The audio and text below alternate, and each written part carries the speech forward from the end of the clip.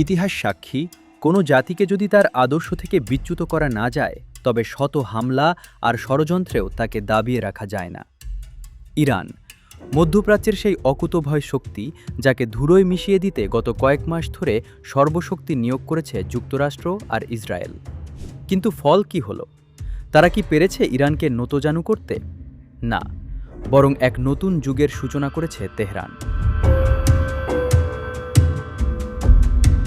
Ayatollah Ali খামেনির বিদায়ে পশ্চিমা বিশ্ব ভেবেছিল ইরান হয়তো নেতৃত্বশূন্য হয়ে পড়বে। কিন্তু পর্দার আড়ালে থেকে এক নতুন সম্মিলিত নেতৃত্ব এখন ইরানের হাল ধরেছে।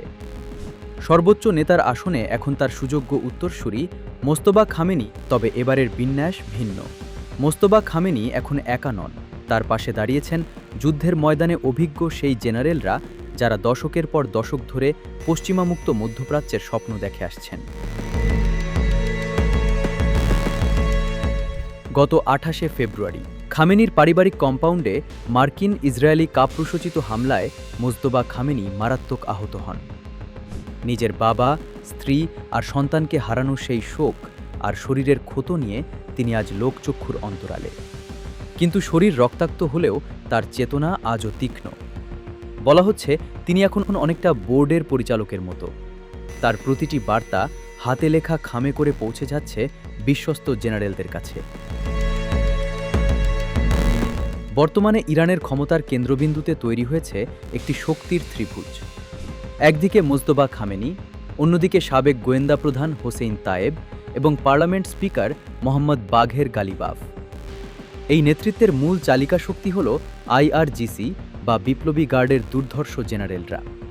তারা বিশ্বাস করেন ইসরায়েল আর যুক্তরাষ্ট্রের সাথে শান্তি আলোচনা আসলে সময়ের অপচয় ছাড়া আর কিছু নয়।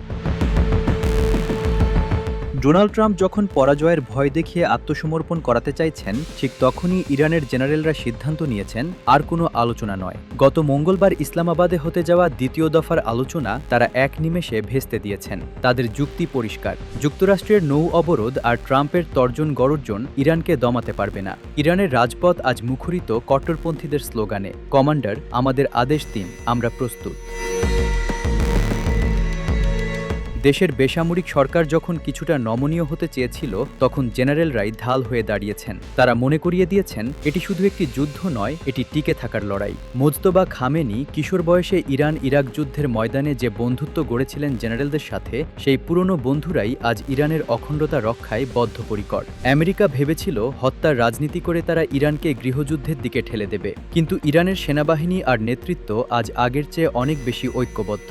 মোজতবা খামেনি হয়তো এখনও চিকিৎসাধীন, হয়তো তার কণ্ঠে আগের মতো বজ্রধ্বনি শোনা যাচ্ছে না, কিন্তু তার কলমের প্রতিটি আঁচড় আজ ইসরায়েল আর ওয়াশিংটনের রাতের ঘুম হারাম করে দিয়েছে। ইরান আজ এক নতুন বাস্তবতার মুখোমুখি। জেনারেলদের নেতৃত্বে চলা এই ইরান আগের চেয়ে অনেক বেশি অনমনীয়। মোদির ভারত বা ট্রাম্পের আমেরিকা, যারাই এই শক্তির পথ আগলে দাঁড়াতে চেয়েছে, তারা পাল্টা আঘাত পেয়েছে। ইরান প্রমাণ করেছে তাদের নেতা মারা গেলেও তাদের আদর্শ অমর, আর সেই আদর্শের পাহারাদার হিসেবে দাঁড়িয়ে আছেন আইআরজিসির সেই লৌহ মানব জেনারেলরা।